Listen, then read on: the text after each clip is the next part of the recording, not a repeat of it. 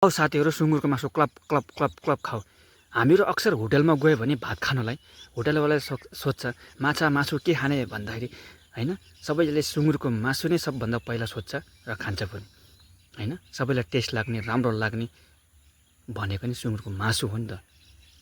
तर तपाईँहरू होसियार हुनुहोस् है, आँखा खोलौँ, किनभने होटलतिर यसरी चाहिँ सुँगुरको मासुहरू आर्टिफिसियल गरेर कलरिङ गरेर राख्दो रहेछ, जहाँ खरियाको जस्तो पनि देख्दो रहेछ। झलक्कै प्लेटमा राखेर एक प्लेट ल्याएर दियो भने कसैले पनि छुट्याउन सक्दैन कि यो सुँगुरको मासु हो कि आर्टिफिसियल हो कि के हो भनेर। सेम टु सेम छ। अक्सर सबै होटलमा त होला नहोला त्यो भन्नु सकिन्न, तर कहीँले चाहिँ कतै चाहिँ यस्तो चाहिँ गर्दो रहेछ। र अहिले भिडियो सार्वजनिक भएको छ, सबैलाई भिडियो सेयर गरेर पठाइदिनु होला। जागरुक हौँ, सुँगुरको मासु खानेहरू, होटलमा गएर भात खानेहरू होइन। किनकि आजभोलि त होटलमा हरेक थोक नै अब के नाना भाती पाइन्छ नि त। अब हेर्नुहोस् त, हेर्दा हेर्दा सुँगुरको मासु धरी पनि यस्तो आउन थाल्यो, के भन्ने।